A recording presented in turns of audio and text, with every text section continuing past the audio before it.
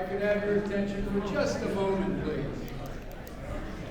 I want to welcome all of you to the Marines Memorial Association, and this, as far as I know, is one of many of our Iwo Jima presentations. The first one I attended was 3 years ago, and I can tell you everyone just keeps getting better and better since then. I'm Lieutenant General Jan Hewley, United States Marine Corps retired. I'm currently the President and CEO of this grand, illustrious organization. Without further ado, I'm going to introduce our Director of the Living Memorial, Colonel Brendan Kearney. Round of applause.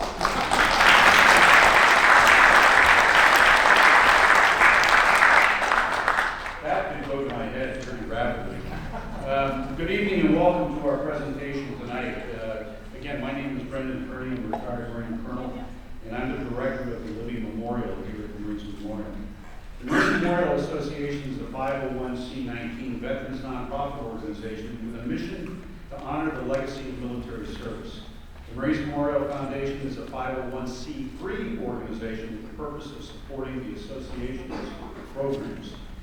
Since opening our doors in 1946, the Marines Memorial has grown to 18,000 members all around the world. Our mission is to honor the legacy of military service through a living memorial and programs that commemorate the sacrifices of our nation's veterans, educate the public about those sacrifices, and serve veterans of all eras, to include currently serving members of the armed forces and their families. We do this through, as General Hewley said, next week's Gold Star Honor and Remembrance, living memorial efforts, active duty aid and assist, scholarships, and education and commemorative events such as this program here tonight. If you're interested in supporting the Marines Memorial by becoming a member or donating, I encourage you to speak with a member of our staff here tonight. I also would like to just draw your head. We're trying to move ourselves into the 21st century. We're attempting that. And we actually have a gift jar out there at the sign-in desk where you can easily drop a credit card in. $10 magically goes into our account. They tested it on my credit card. I didn't know it was for real, and I got $10. So I encourage the rest of you to join me. Also, I'd like to highlight one thing here. You may have seen this on social media. We're going to have some Valentine's Day cards out on the registration table. I'd encourage you, I'd like to draw your attention to them and encourage you to fill one out. They're for Major Bill White of Stockton, California. Bill is a 104-year-old Marine. He's currently classified as our oldest. He's also a veteran of Iwo Jima.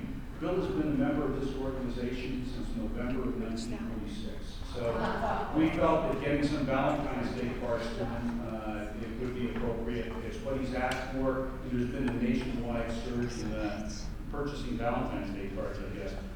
As we begin this evening's program, I'd like to ask you to please place your phones on vibrate. Also, the way we handle Q&A here is a little bit unique, but it's to make it easy on the speaker and the moderator, which is me. What you do is fill out one of the forms that was present on your chair, and just simply raise it. And a member of our staff will grab that and will turn it over to me. And what I do is I collate. I don't edit, but I try to make sense of some of the questions that are asked, so it's more efficient for the speaker in a short period of time to go ahead and address them. Additionally, I'd like to welcome tonight our film crew from the School of Cinema at San Francisco State University. We're really proud to have you guys here with us tonight.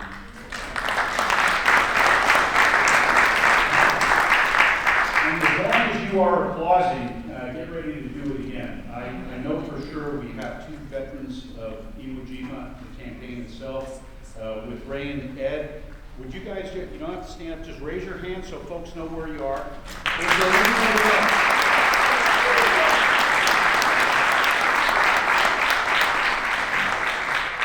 Okay, we're moving on quickly here. One of the highlights of my Marine Corps career was the 4-day, 3-night visit I made along with 100 of my Marines and sailors to Iwo Jima in 1995. I wandered through the caves, I walked the road to the top of Suribachi, I walked the volcanic soil on the beach, and it all imparted to me an absolute sense of awe in what was accomplished in 1945. Between the heat and the overwhelming smell of sulfur. I believe it's the closest place to hell that I've ever visited. Our speaker tonight will address the battle that was conducted to seize that hellish island. Colonel Peter Underwood's biography is in your program. I would commend it to all of you to please take a look at it at your convenience. And with that, I'd like to turn this presentation over to Colonel Underwood. Thank you very much.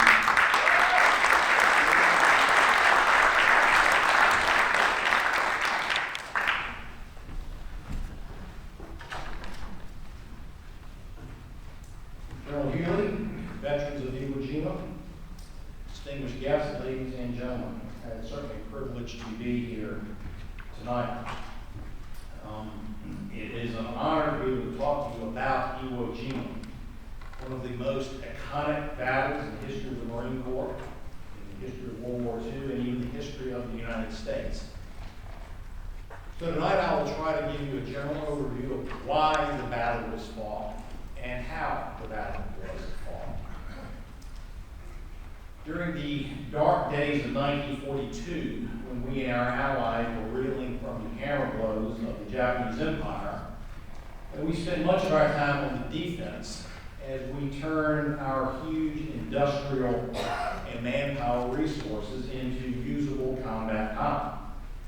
By the end of 1943, we had enough strength to begin our advance across the Pacific.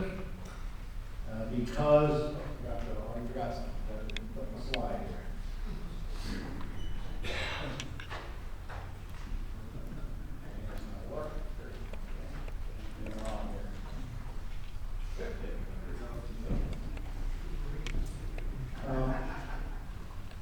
And by the end of 1943, we had the strength to begin our advance across the Pacific. And because our strength was growing at such a prodigious rate, we had the luxury of being able to advance across the Pacific in two separate thrusts, the Central and the Southwest Pacific. This kept the Japanese constantly reeling from the left and right hooks of General MacArthur and Admiral Nimitz as they both pushed to the same objective that we had determined was essential to enable the invasion of Japan. And this objective was the island of Formosa.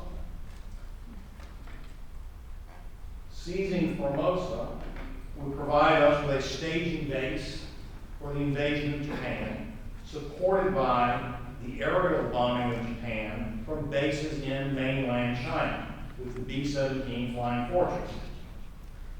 Then, the Army Air Corps brought the B-29 Super Fortress into service, and the requirement for Formosa went away. With the capture of Saipan and Tinian in August of 1944, the B-29, with its 5,500-mile round-trip range, was more than capable of striking mainland Japan. Okinawa, much smaller than Formosa, would be easier to capture and was deemed more than large enough for the staging base for the final assault on Japan. So with no need to use air bases in China or a staging base in Formosa, we advanced our timeline. The strategic bombing of Japan began in October of 1944. The round-trip flight of 2,800 miles was virtually all over open ocean. And despite our prodigious rescue efforts, with no intermediate bases, it was extremely difficult to recover the crews of planes lost to either battle damage or mechanical problems. Equally important, sitting halfway between Tinian and Tokyo, directly in the flight path of the B-29s, was the island of Iwo Jima. From its air base, the Japanese launched fierce attacks against the American planes as they approached Japan in the morning and again in the afternoon as they returned home. By the end of 1944, the 21st Bomber Command routinely suffered losses of 6% on every rating. Its maximum acceptable loss rate had been determined to be 5%.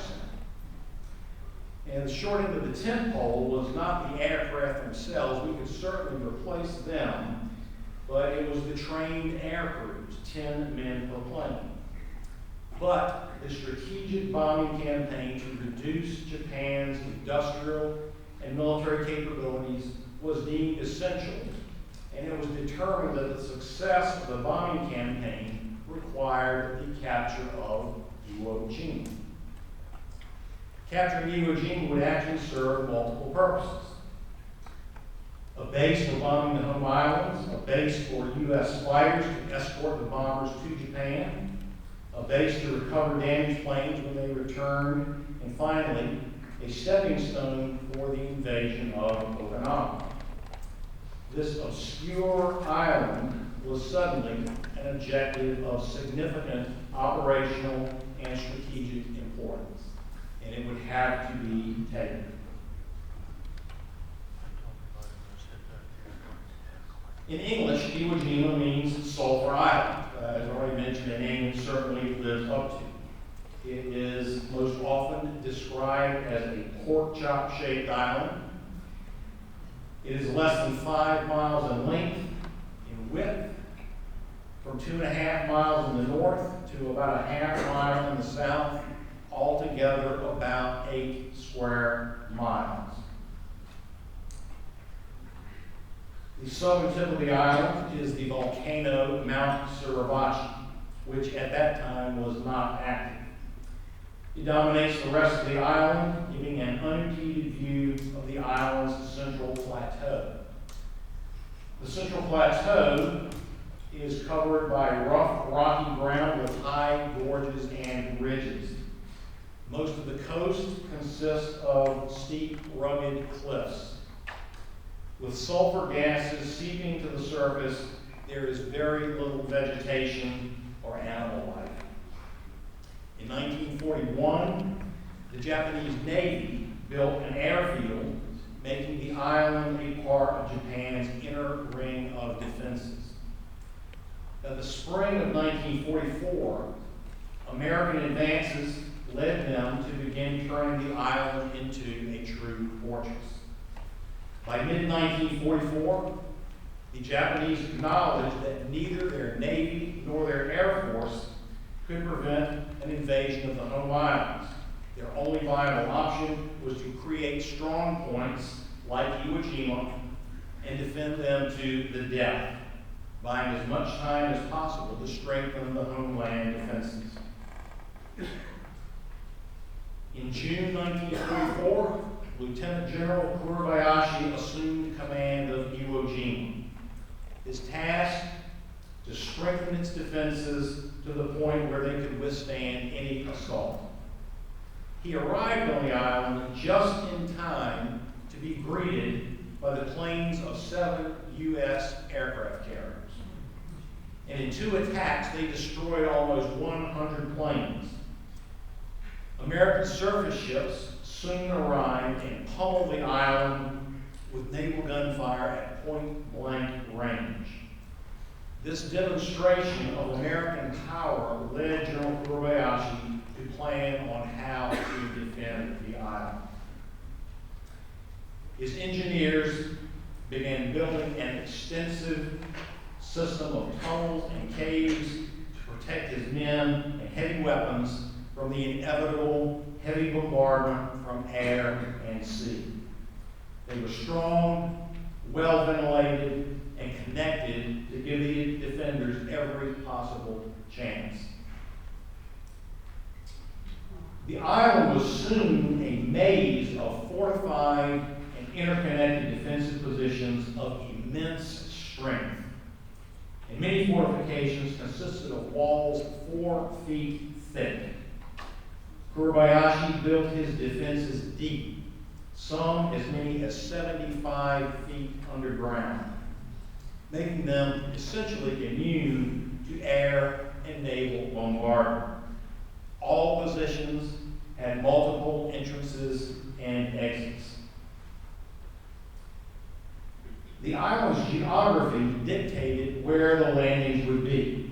On southern distance, forcing any attacker to turn northwest to advance across the island's central plateau. Suribachi built 3 connected defensive lines, each stretching across the width of the island. Each would have to be destroyed in turn. The southern part of the island was a semi-independent defensive zone, which from the heights of Mount Suribachi covered the rest of the island with its casemated artillery emplacements. In addition to these primary lines of defense, the rest of the island was covered with independent pillboxes, blockhouses, and bunkers. Many were connected by tunnels, and all were designed to maximize interlocking fields of fire. By February 1945, these defenses were manned by about 23,000 men. Suribachi's defensive plan broke with the normal Japanese pattern. He would neither defend the beaches nor launch Bonsai infantry charges. He intended to conceal the location of his artillery and major defensive positions, withholding all fire as the Americans landed. Once well ashore, he would inflict as many casualties as possible with the concentrated fire of his artillery and automatic weapons. His mutually supporting positions would be defended to the death. As a strong point was reduced, the defense would shift seamlessly to new positions. He intended to wear down the invaders in a battle of attrition lasting up to 2 months. By the end of 1944, American B-24s were bombing Iwo Jima virtually every day. On 8 December alone, they dropped 800 tons of bombs. U.S. carriers and cruisers also sortied into the area, unleashing their orders on the island. But by now, the Japanese were well dug in, well prepared, and morale was high. Posted in every pillbox was the courageous battle vow, which ended with the pledge: each man will make it his duty to kill 10 of the enemy before dying. Until we are destroyed to the last man, we shall harass the enemy by guerrilla tactics. This is what the Marines faced.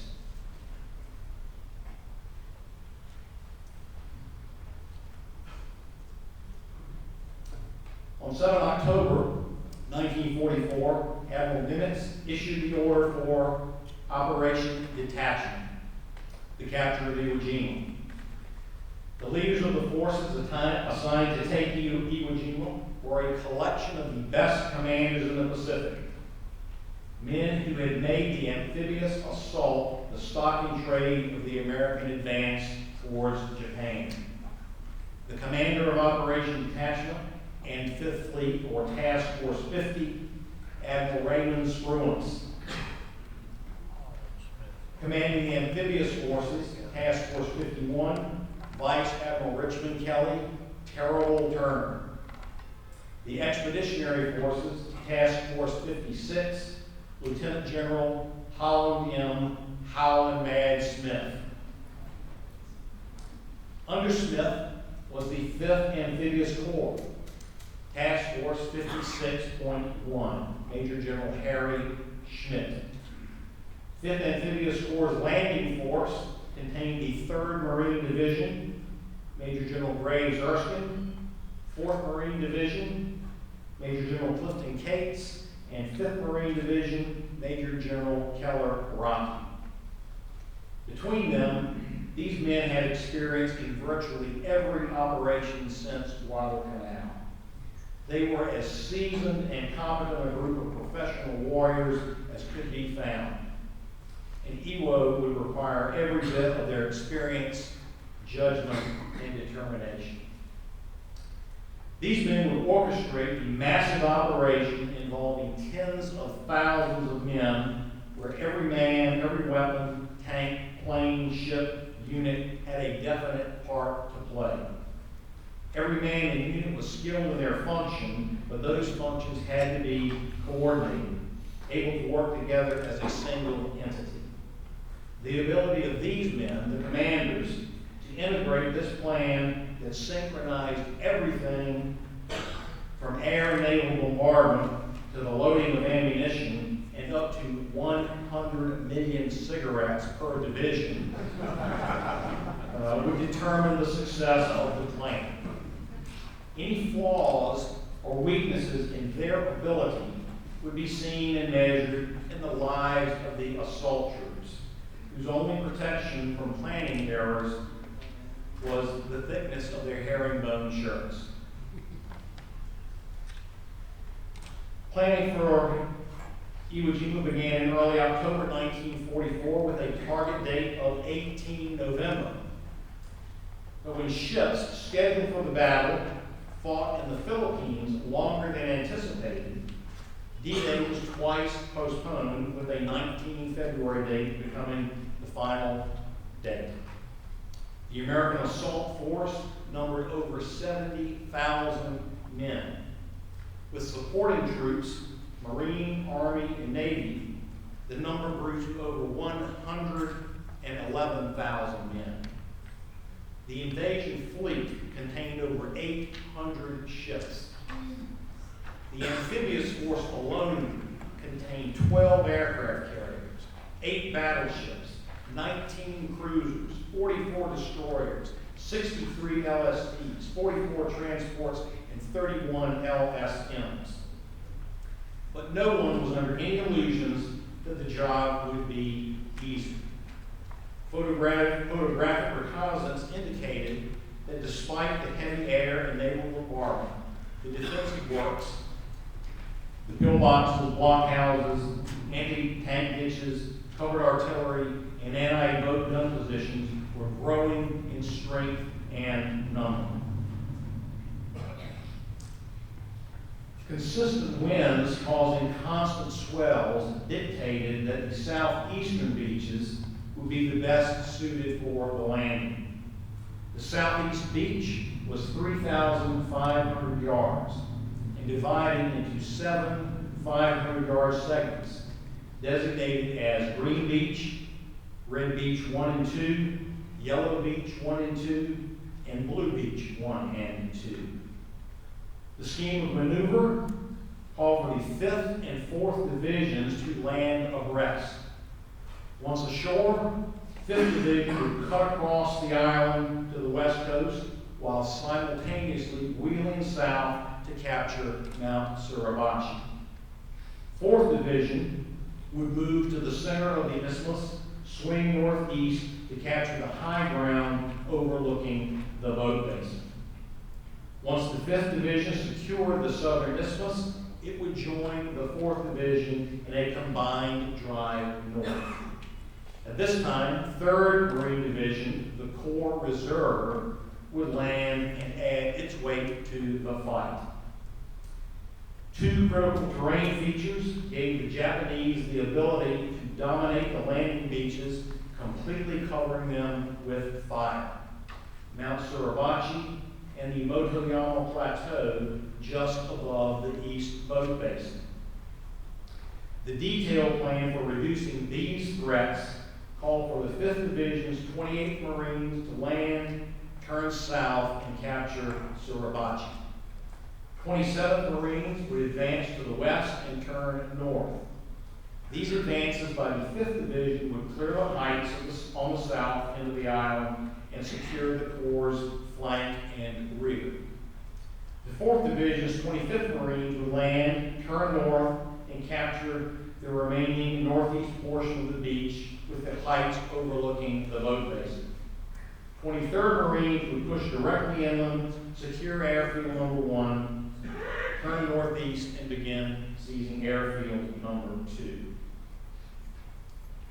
Landing with the first wave were 68 LVT-A4s, armored hand tracks equipped with 75mm howitzers and machine guns that would advance beyond the high water mark to the first terrace and attempt to suppress enemy fire as the following waves of infantry landed.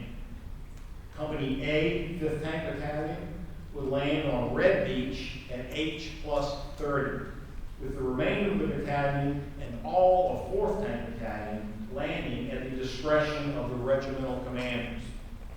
The artillery would land at the division commander's discretion. The estimate for the operation was 14 days. But two major intelligence errors disrupted this plan. Intelligence reports underestimated the enemy's strength. They believed the garrison was 13 to 14,000, almost 10,000 short of the actual number. The second error was the expectation that the Japanese would attempt to destroy the landing force on the beach, throwing everything they had in the Marines in early and massive counterattacks. And while dangerous, these tactics actually lent themselves to the quick and easy destruction by superior American firepower. Instead, the Marines would face a force almost 40% larger than anticipated in a battle for every inch of terrain as the Japanese defended to the death from well dug in positions.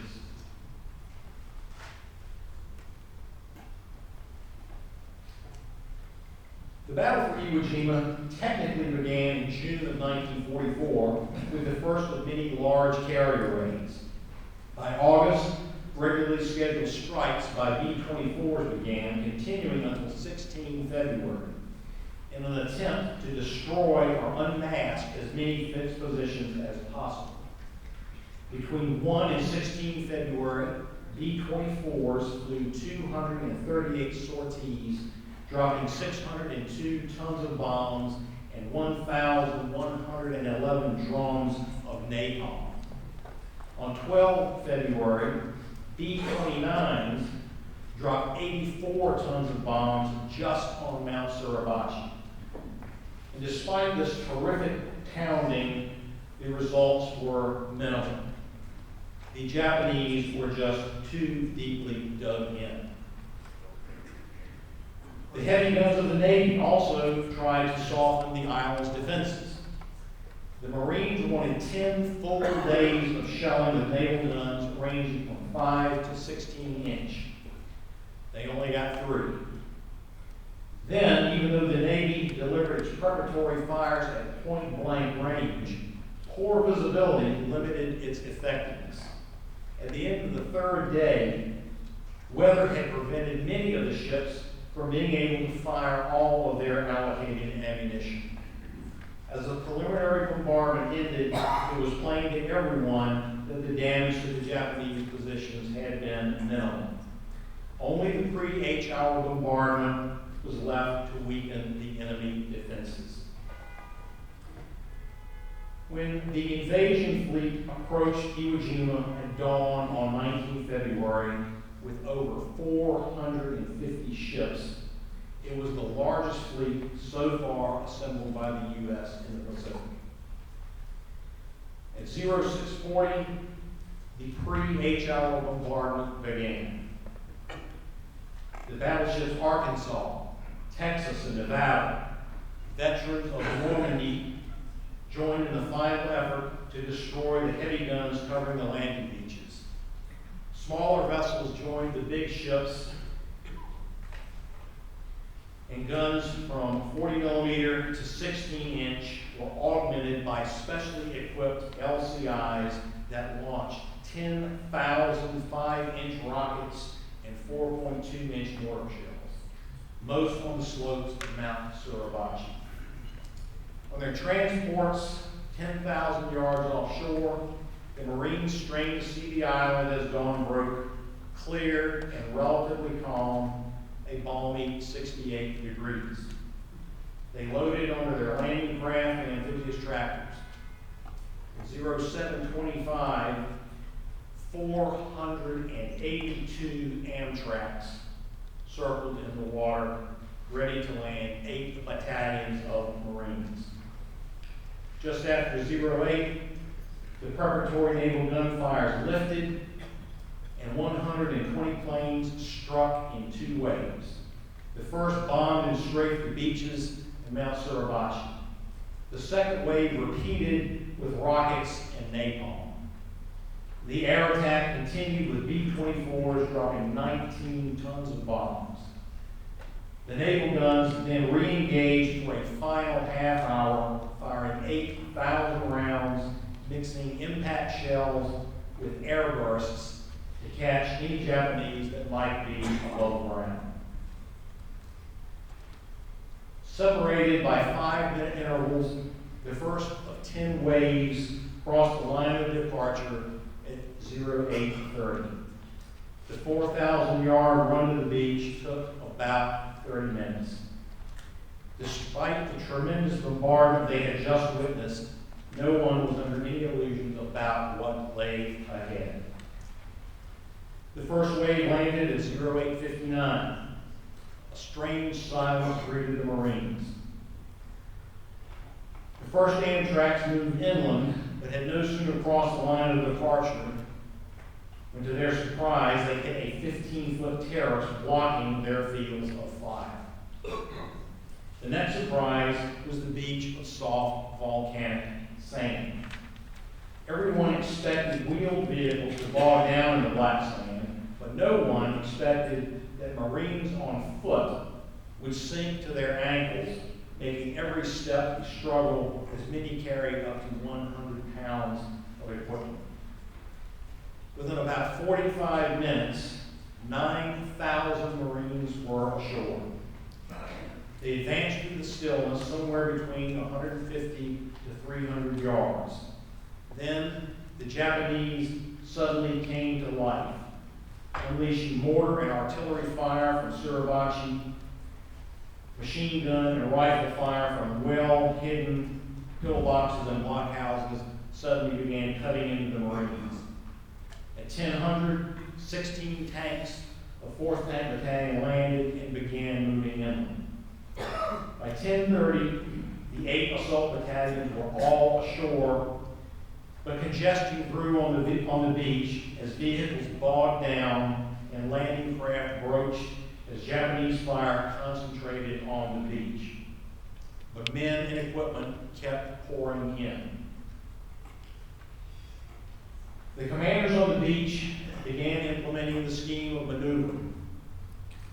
On the right flank, 25th Marines moved from Blue Beach towards the quarry north of the boat basin. 23rd Marines advanced from Yellow Beach towards airfield number 1 and 2. 27th Marines began moving inland to the southern portion of airfield number 1 before turning north to positions west of airfield number 2. 28 Marines began isolating Suribachi, with 1st Battalion cutting across the distance to the west coast, while 2nd Battalion advanced about 250 yards inland and turned south. Fire from Suribachi became so intense that it made maneuver by organized units all but impossible. That and the Japanese determination to contest every inch of ground made 28 Marines advance to the western beach more one of small groups of individuals rather than companies or platoons. But supported by tanks, elements of 28 Marines reached the western shore by 10:30. They reached the western shore, but the ground behind them remained full of pillboxes and blockhouses, every soldier fighting to the death. Casualties were heavy. 27th Marines' advance was just as heavily contested as they moved inland, bypassing strong points in the rush to capture the airfield. By the end of the day, 27th Marines also reached its objectives on the western side of the island, and casualties were also heavy. The advance of the 4th Division's 23rd Marines proved equally difficult, with blockhouses and pillboxes blocking every path forward. Unable to find a route inland, tank support was limited, but the advances continued, reaching the airfield by the end of the day. 25th Marines absorbed the most intense fire of any unit on D-Day, landing on Blue Beach and exposed to the heavily defended cliffs. With the help of tanks, they cleared Blue Beach and captured the high ground above the quarry by 1830. Once again, casualties were high. In 1900, 3rd Battalion, 25th Marines reported its combat strength as only 150 men.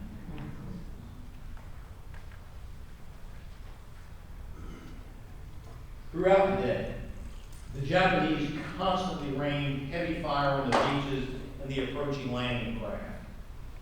But men and equipment continued to pour ashore, and the landing force steadily grew in strength. But the toll was heavy. The picture of the beaches on the afternoon of D-Day was one of death and destruction, a scene of carnage even the most experienced veterans had never seen. Capsized boats and landing craft, wheeled vehicles stuck in the sand, burning wreckage and debris everywhere. Demolition teams had to blast holes through the debris to allow onward movement. Casualties littered the beach as they waited at evacuation stations, trapped in the confusion, frequently being hit a second time as they lay helpless, waiting to return to the safety of the ships. By 1400, artillery began arriving, and despite difficulties in clearing the beach, 75 and 100 millimeter howitzers began firing, sometimes within 20 minutes of landing. When the Marines heard their own shells passing overhead, they knew they were there to stay. Even though they had not reached their designated phase lines, 6 infantry regiments and 6 artillery battalions were ashore. Over 30,000 men and tons of equipment. But as the night approached, every man on the island braced for what they believed to be inevitable, a Japanese counterattack. But the Bonsai Attack never came. General Suribachi stuck to his plan of defending in place. He increased artillery and mortar fire on the congested beaches and sent small infiltration parties of 3 or 4 men to attack fuel and ammunition depots with demolition charges and grenades. The result was a growing list of casualties and the destruction of 25th Marines fuel and ammo dump, which exploded in a massive ball of fire. With dawn on D+1, 2 distinct operations began. The prolonged drive north to capture the island's airfield and destroy all resistance, and the capture of Mount Suribachi. The story of Mount Suribachi belongs to Colonel Harry Liversedge's 28 Marines. Opposing them stood a force of 1,600 Japanese soldiers dug into caves, pillboxes, blockhouses, bunkers, and spider traps, most with multiple entrances and interconnecting tunnels. The plan was simple: surround the base of the mountain, identify and destroy defensive positions, making maximum use of air and artillery.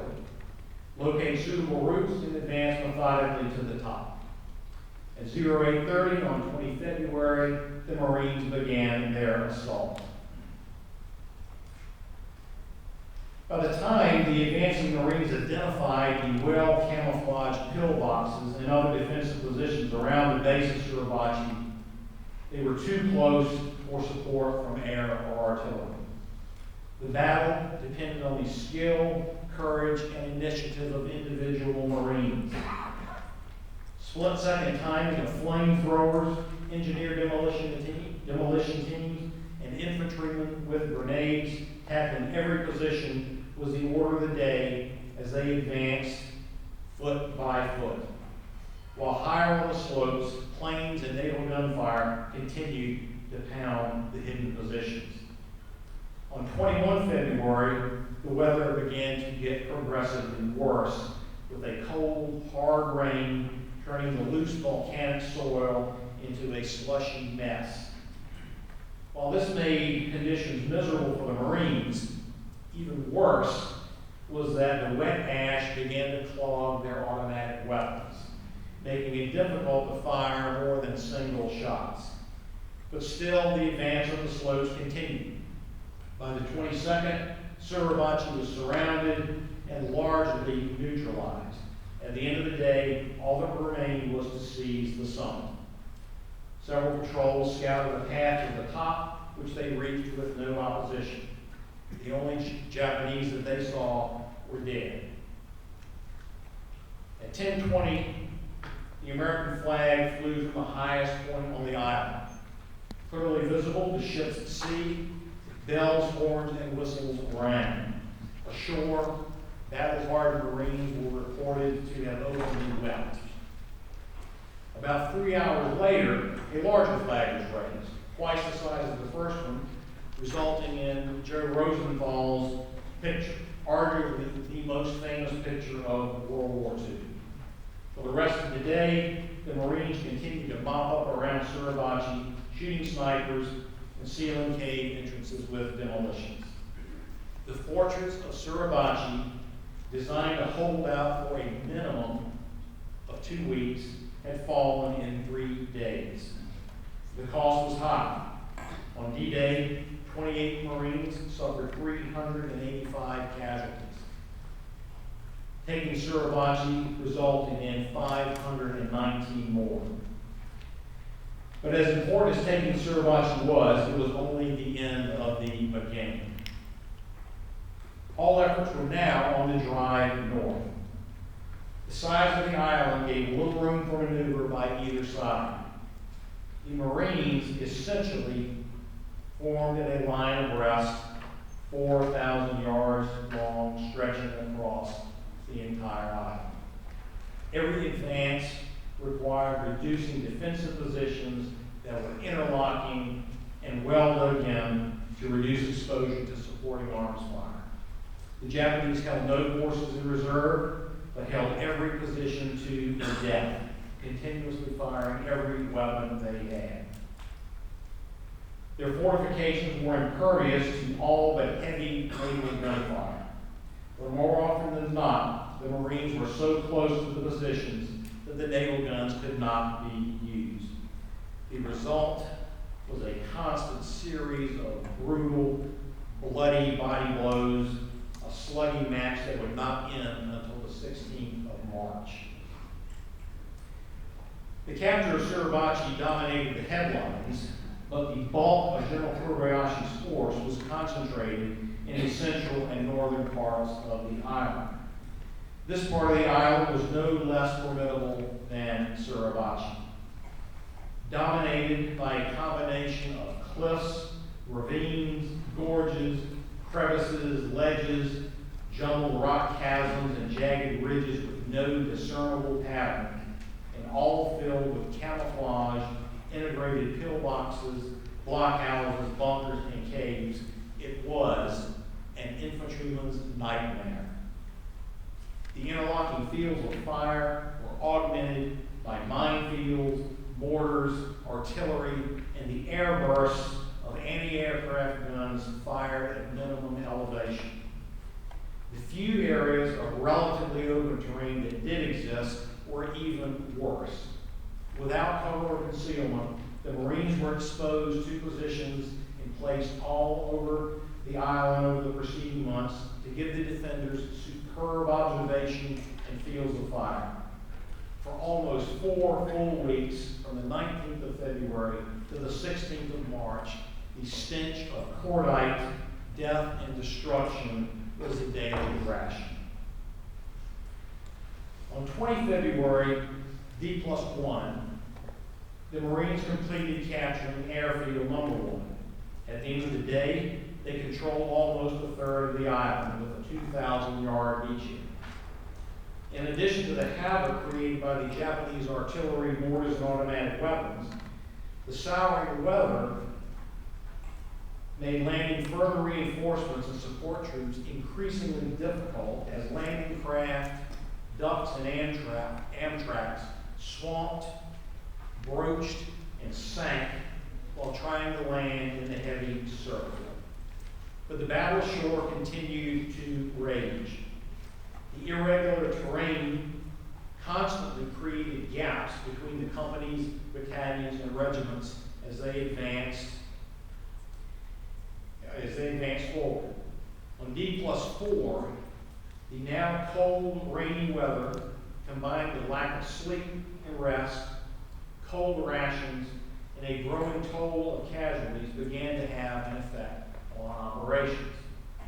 As much as possible, division commanders tried to rotate units whose effectiveness was diminished by the growing pattern of experienced battalion commanders becoming casualties, replaced by executive officers, replaced by company commanders, and even platoon commanders.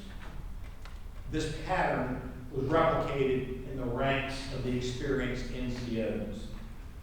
By 24 February, D+4, both the 4th and 5th Division commanders had established their command post ashore. The landing force was solidly entrenched. At 10:00 on that same day, General Schmidt came ashore and assumed command. By mid-afternoon, Headquarters 3rd Marine Division was ashore, and Seabees began restoring Airfield Number 1, a job they continued without interruption despite enemy sniper and artillery fire. The situation seemed under control, but the worst was yet to come. Advances were stalled, repulsed, and pushed back, only to be launched again and again. Regardless of the strength of the defenses, the Marines relentlessly attacked, looking for weak points and better avenues of approach. Bitter struggles played out in locations identified on the grid squares of maps.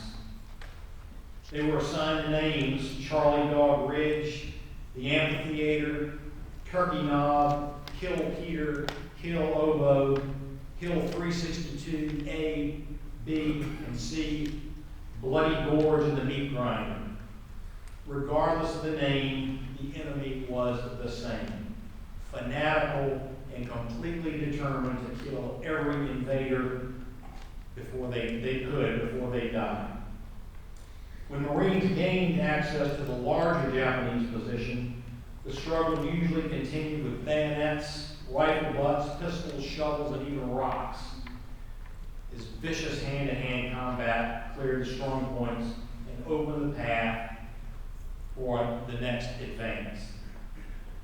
Just as the Marines seemed to hold the advantage, the Japanese would fire a massive barrage of mortars and artillery. By the end of February 24th, the 4th Marine Division reported its combat effectiveness at 60%. The 5th was about the same. General Suribachi had by now shown his hand. It was apparent that while large Bonsai counterattacks were still possible, he intended to kill as many Americans as he could with his defense in depth, contesting every foot of the island with the most heavily fortified positions still ahead and the remaining airfields. With no room to maneuver or bypass, the frontal assaults continued, crossing ridge after ridge after ridge after ridge after ridge. By D+6, all 3 divisions were ashore, aligned abreast, with the 5th on the left flank, 4th on the right flank, and 3rd in the center. Before them lay the island's most heavily defended section on the remaining high ground. This plateau has been described as the devil's playground. Everywhere there was nothing but caves, ledges, and ridges, all spewing sulfur mixed with the stench of decaying human flesh and an infinite number of defensive positions bristling with flat trajectory weapons backed by mortars and rockets on every reverse slope. If the enemy ran out of ammo, they waited with sacks of grenades and bamboo spears. The tactical problem General Schmidt now faced was maintaining a uniform advance by his 3 divisions. They needed to advance as fast as possible, but without creating gaps unduly exposing them to infiltration and counterattacks from bypassed underground positions. To do this, he used the firepower of his corps artillery, shifting it from division to division. He first lent its weight to the 3rd Division as it seized airfield number 2. He then shifted to the 4th and then to the 5th Division, keeping the advance of all 3 roughly aligned. By March 5th, the general condition of every unit ashore was described as tired and listless. Their key personnel, largely casualties, and it was little short of miraculous that they could advance at all. Even when units were pulled back to divisional corps reserve, there was only relative quiet and little rest. Both day and night, small groups of Japanese emerged from overrun caves and tunnels, launching minor attacks all over the island. This vicious and constant battle of attrition began to drain the offensive strength of the Marine divisions. In the early hours of 7 March, General Erskine took a gamble on the chance that a surprise attack under the cover of darkness would succeed without extracting the same heavy toll they had been taking. Other than patrols in all their battles, Marines had rarely attacked at night. Erskine hoped to catch the Marines sleeping, or the Japanese sleeping. His plan worked as his Marines, attacking in the early morning hours, literally caught large numbers of equally exhausted Japanese asleep in their bunkers. The 3rd Division made an advance of several hundred yards. The end seemed in sight. The next day, 8 March, D+17, General Schmidt's orders to his division commanders identified no objectives other than to capture the remainder of the island. The following day, 9 March, elements of 3rd Division pushed through to the beach on the north coast. By 11 March, Schmidt had them pinned in to 3 isolated pockets. Still, the fanaticism of the Japanese remained undiminished as they contested every foot of ground. The struggle continued as Marines cleared positions only to have the Japanese move through the underground tunnels and reoccupy them again. Flame tanks became the crucial weapon for cleaning out these final strongholds, shooting a 125-yard stream of napalm. They incinerated everything in their path. But the Japanese continued to navigate the subterranean complex and reemerge from their deep underground positions until finally, on 16 March, organized resistance ended. The next day, the first B-29s began using Iwo's airfield, making 16 emergency landings. But the fighting did not end. Isolated pockets continued the struggle. General Suribachi's command post mounted a final defense. The Marines brought forward armored bulldozers, tanks, and tons of demolitions. By 24 March, a position of roughly 50 yards by 50 yards was all that remained. 2 more days of fighting ended the contest, and at 10:45, 25 March, the island was declared secure. The operation officially ended. But still, the fighting continued. The long-expected Bonsai Attack finally occurred early the next day, 26 March, when 200 to 300 Japanese emerged from caves and tunnels for a full-scale coordinated attack. For 3 hours, they raged through camps and bivouacs, throwing grenades, shooting and bayoneting Marines, soldiers, and airmen sleeping in their tents. Before the attack was contained and destroyed, the Japanese reached the 138th Field Hospital, killing another 43 and wounding another 119. Later that day, the Army assumed responsibility for the air defense of the island, and the Navy assumed responsibility for the overall defense and development of the position. The meticulous planning that marked Operation Detachment continued after the battle, and a schedule worked out long before the battle began. The Marines of 5th Amphibious Corps began re-embarking on ships on the 27th of March. They left behind them 3 large cemeteries containing the graves of 5,330 of their comrades.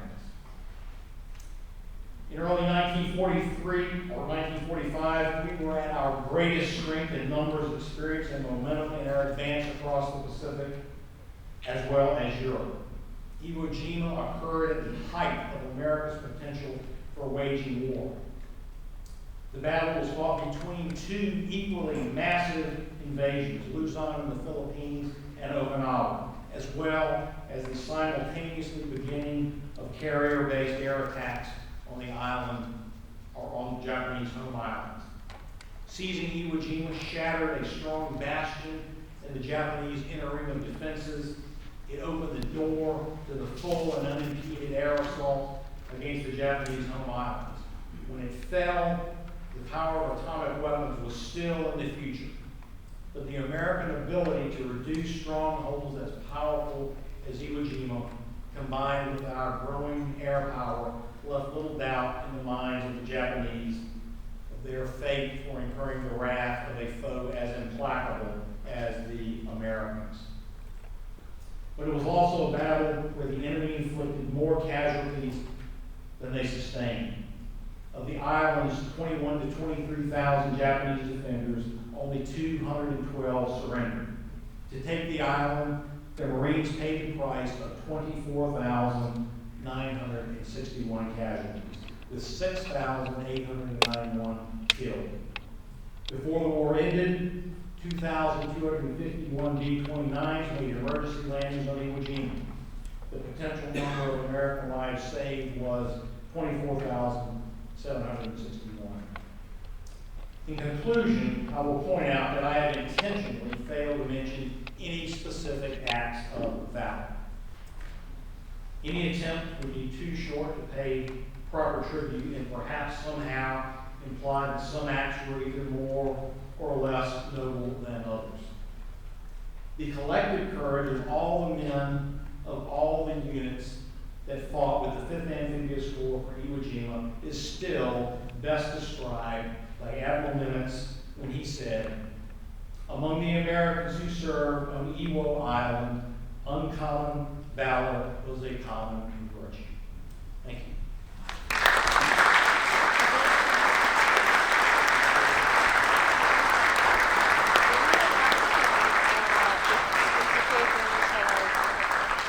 As Pete sits down, what I'd like to do is just call attention to these 2 characters right here. And you saw what they accomplished all those years ago, and I'd like to honor them with a round of applause.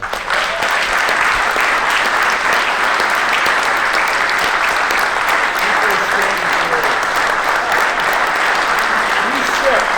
Yeah, you sit. Don't get up.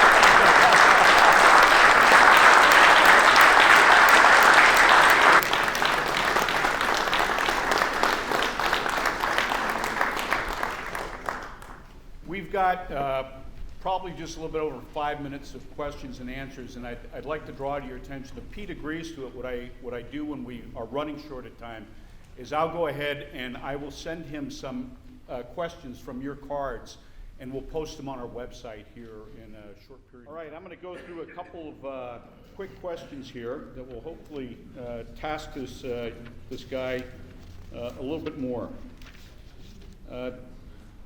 Would losses on Iwo Jima have been lessened by increased naval battleship bombardment as requested by the Marine Corps when we only got 3 out of the 10 days?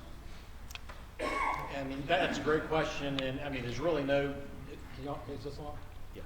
There's really no way to definitively answer that. I mean, the island took a pounding. Again, they were just so incredibly deeply dug in. It's hard to say if it would have made a lot of difference. I mean, that was certainly a tough call. The one who made that decision was Admiral Spruance, who had to carry on the invasion of Okinawa right after that. always a tough call to make. Did the Japanese provide any air threat to the ships on D-Day? No. By that time, we had pretty much pummeled there's certainly nothing from Iwo Jima. And again, our aircraft carriers were, by this time, launching attacks on mainland Japan. So whatever air defense they had, that's what they were focusing on, not Iwo Jima. Were it not for Joe Rosenthal's photo, would we be here tonight? I'd say probably yes. I'd say yes. Would losses at Iwo Jima have, well, let's see, no, I already did that one. I'm starting to, I'm like General Hewley, I'm forgetting things. How important of a role did flamethrowers play? Well, you know, we got some veterans here. They're probably better able to answer that than me. But in college, my boxing coach was also a veteran of Iwo Jima, and he didn't talk a lot about the battle. But right before a group of us were commissioned in the Marine Corps, he came and talked to us, and he talked a lot about the impressive capabilities of flamethrowers. So I'm guessing pretty important. In Goodbye Darkness, William Manchester wrote that World War II was good because everybody fought. There were no exemptions. Do you agree that war where everyone serves is better than a military comprised of only a small group of the population? And again, that is a tough question. When you have a very small, professional military, they're very competent. When you have a very large military where you're quickly bringing people in and training them, their enthusiasm is not going to be any less, but they're probably not going to get the same amount of training that people that have spent their career doing that. So that's a tough call to make. But in a big war, you're just going to have a lot of people that have less experience. I'm not going to say that people without the training are any less courageous or willing to sacrifice than professionals. It's just one of those, if you've spent 20 years doing it, you're probably going to be a little better than somebody who spent 20 days. Political decision to be made, that's not a military decision. This would be the last question, but I'm going to make a quick comment. When General Hewley and I were in the Pentagon in 2000, there was a fight between the Marine Corps and the United States Air Force over where the Air Force Memorial was going to be positioned in Washington, D.C. The Air Force wanted to put it right down onto the Potomac, and it was going to block the visage of where the Marines Memorial has been since the 1950s. The decision for the Air Force to abandon that effort was made by World War II Air Force veterans who said, because of the lives saved, that they didn't want anything to block that flag raising the statue of Iwo Jima. So,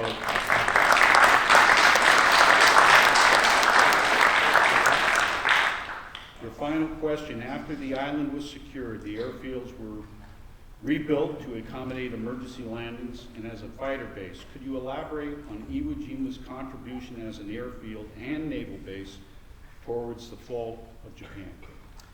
Well, it was not a naval base, but it was an air base. And I would say it was very important. They mentioned the number of planes that landed, the number of lives that were saved because those planes would land there. I would say that the number would be even actually greater than that, because if we had not taken Iwo Jima, the fighter aircraft that were on that island would have continued attacking our planes and would have shot down even more. And when we invaded Okinawa, it was probable that aircraft from Iwo Jima would have taken part in that battle as well, sending aircraft from another vector towards Okinawa. So I would say that it was very, very important. Ladies and gentlemen, I'd like you to join me in acknowledging Pete for his presentation here tonight, and we thank you.